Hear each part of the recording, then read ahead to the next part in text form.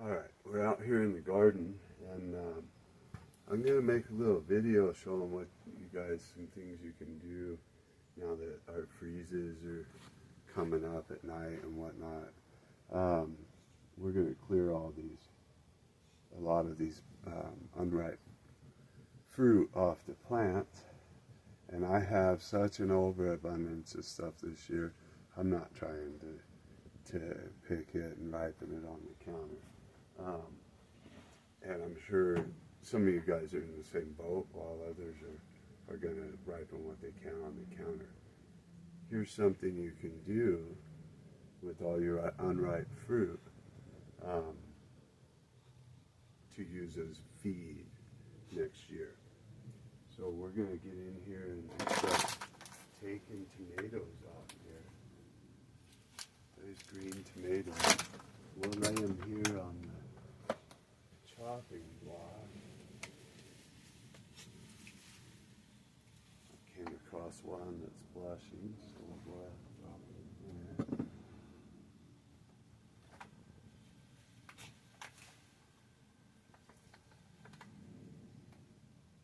I've got a handful of these. And what we'll do, we'll take and just chop them up and throw them in our clean bucket.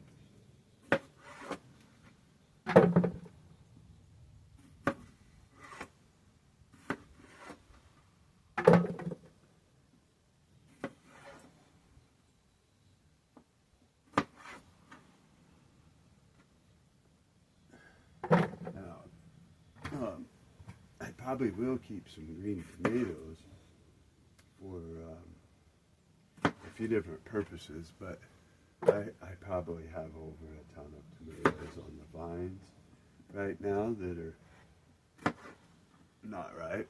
So we're going to take about 40 pounds of fruit. We'll use more than just tomatoes, but we'll take about 40 pounds of fruit and chop it up and put it in this bucket. And what we're going to do is we're going to mix. There's a few different ways you can do this. You can do it with equal parts of brown sugar weight to fruit. So you'd get about 20 pounds of brown sugar, 20 pounds of fruit in there, and then ferment it. And that's more of the K&N method. And that would be more for use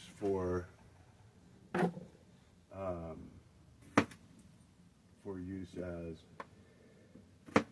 a biostimulant when you're going into fruiting and flowering. Whereas what we're doing here is we're going to completely break this down over the next 6 months, so there's no solids left, and then that will be a nutrient mixture that you can feed your plants. It'll have a reasonable amount of potassium, lots of calcium, a reasonable amount of nitrogen, and a good amount of phosphorus in it. So it'll be pretty well balanced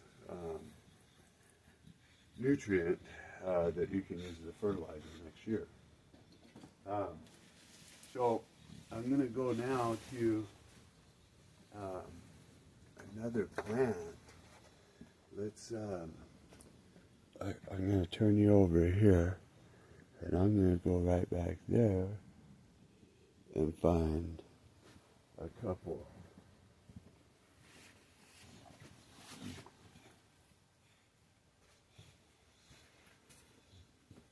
All right, I'm coming over here, and I'm going to get a couple of honeydew melons that are not going to ripen.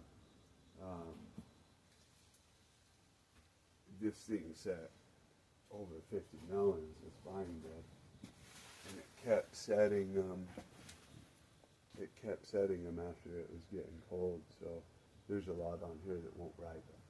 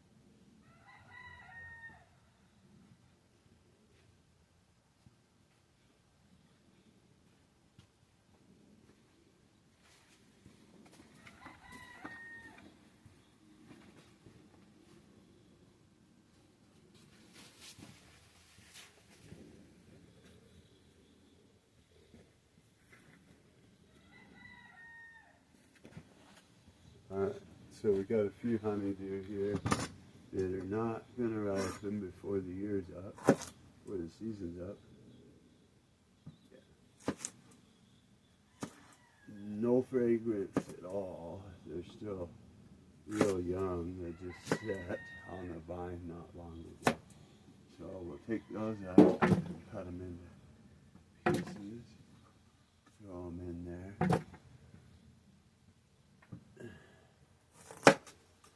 You get a little dirt on them, or they have a little dirt on them, no big deal. That's actually going to bring more microbes to the party.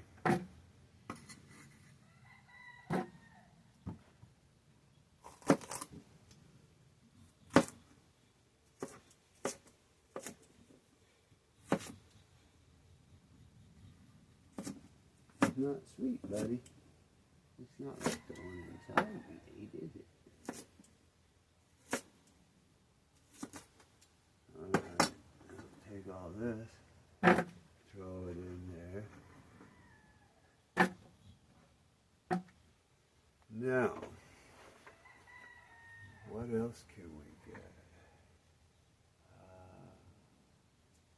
There's probably a couple watermelons on here we could get.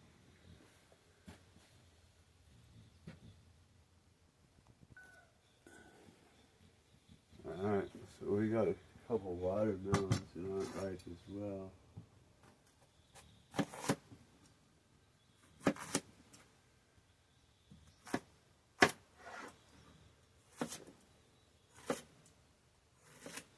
I didn't get very many of these because they all actually ripened. Even the really late setting ones seem to be ripening up just fine.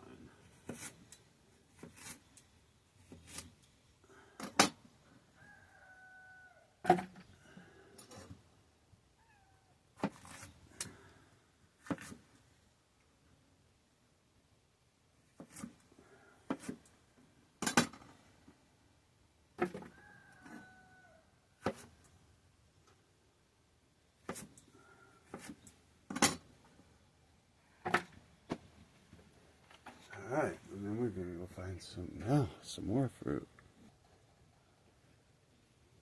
Alright, so next we're grabbing tomatillo.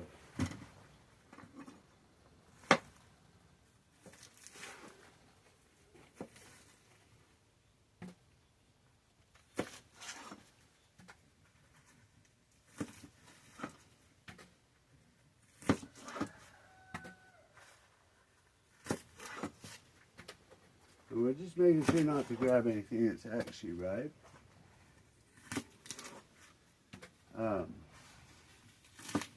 Part of the reason why is this unripe fruit, especially the stuff that has a sour taste to it when it's not ripe, like the green tomatoes and the tomatillos and whatnot,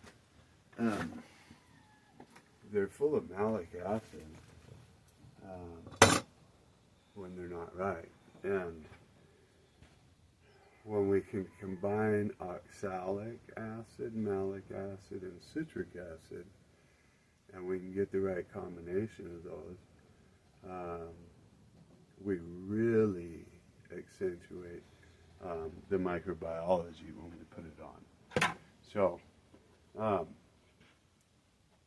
what we do is we continue to fill this bucket up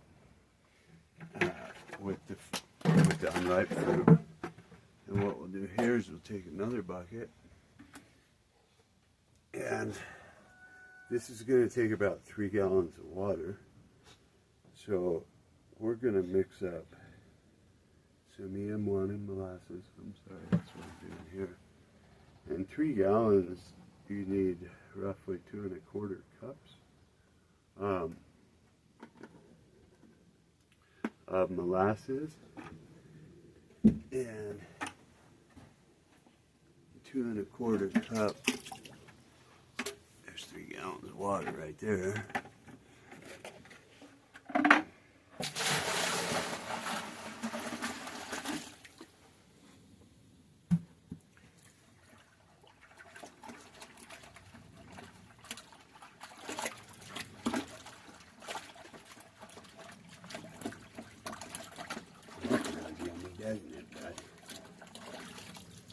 mix that molasses into the water so it's fully mixed, and then we'll take and put about 2 1/4 cups of EM1 in there. This is activated already, and you know, kind of eyeball it.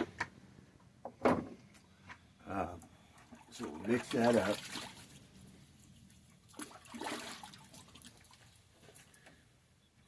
And then we're going to add a little something to this, and I'll tell you why. We have a source for the oxalic acid.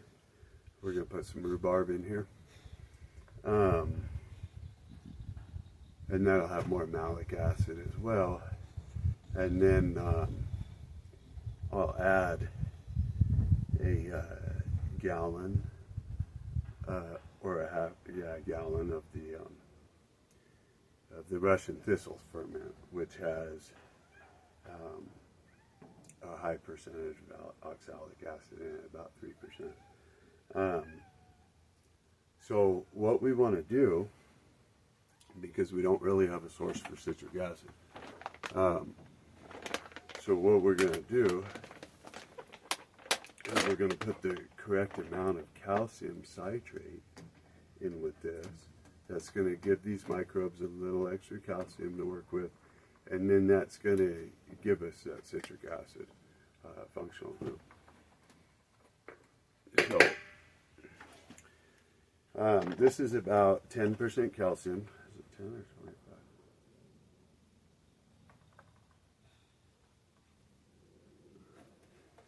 Let's see.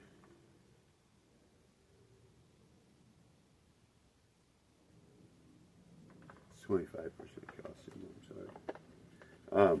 We don't want the citrate going past a specific number though. And I've done the math on this. And basically what we're going to do is we're going to add enough calcium citrate that our end product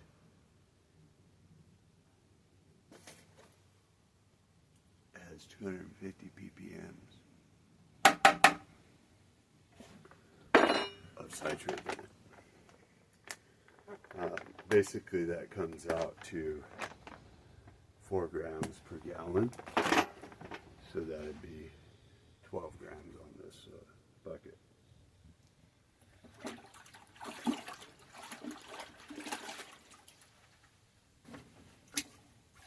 All right, so we pour this over our fruit.